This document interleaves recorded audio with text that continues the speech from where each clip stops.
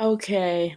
I don't know what happened there, but the video cut short. Anyway, my friend, those of you who know of her channel, her subscribers, she has more subscribers than me, and I am jealous. Her name is Rebecca Figueroa, and her YouTube channel name is Mega Figgy. Um, she talks a lot about God, and she does a lot of vlogs and like acting, and she does a lot of singing and music. Those of you who do know, me and her, we knew each other since we were like babies, and we grew up together, and we're like really, really close friends. She goes to a really nice church called Kingdom Life. It's a very huge, huge church.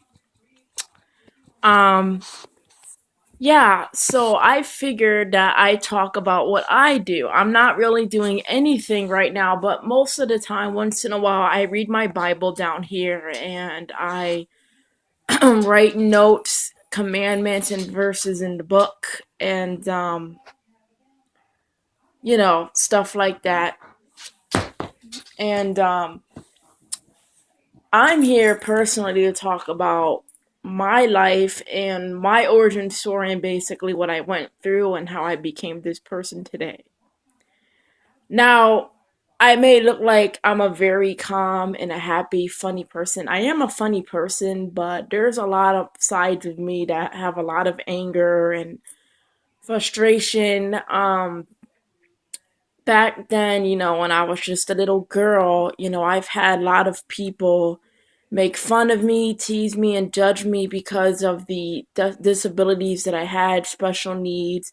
Those of you who do not know what a special needs person is, it's a person who needs somebody to guide them, like a CIA. And basically, what CIAs do is they help a person who has a behavior problem. Like me, I have a learning disability and a nervous disorder. So basically, nervous disorder is you feel very anxious, very nervous around loud noises, and you get a little bit scared around people.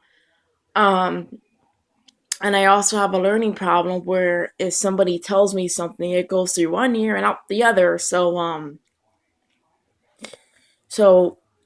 I have to be taught things in small steps, and I cannot have somebody just explain something to me without teaching me it in small steps first, because if they just tell me something, I'm not gonna get it.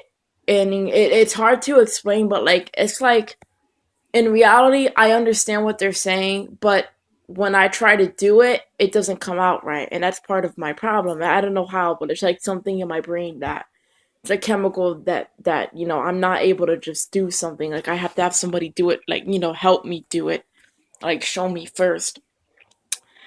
So the thing is, when I was little, a lot of people underestimated me because of my learning disability, and people have called me retarded, stupid, ridiculous, and ugly, and that to stop go looking for sheep and to basically just go kill myself or slit my wrist. And that hurt me a lot. So technically, when I was a little bit older, I've still had people teasing me and treating me like crap. Um, and I remember there was a kid that he was very sexual active, like he was sexually active. I wasn't. I was like maybe like 12. He was very inappropriate. I'm not gonna get into details because that's where the inappropriate stuff happens, but let's just say he would put his hands in parts of my body that he should not have. And then there were times where he beat me up in front of his father, and his father would just laugh because it was just a joke to him. And one time he went too far. By the way, this is my dog Chico. He went too far where he kicked me right in the crotch so hard, and then he uppercut me in the chin, and then he knocked me down to the ground, and I almost was unconscious because of that.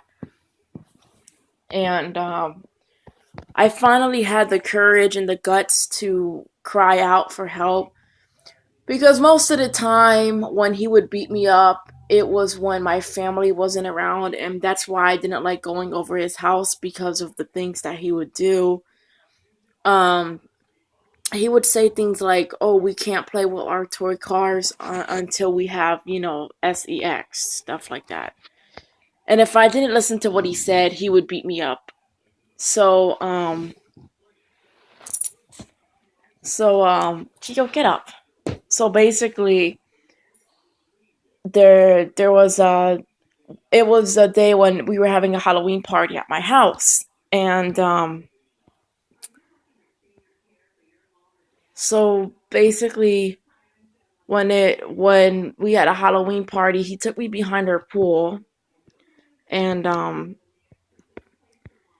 he beated me up there, and I got hurt, and I finally cried out saying that was painful. And then my grandmother, oh my God, do not piss off your grandmothers. You lay a hand on your elderly child, they will be pissed.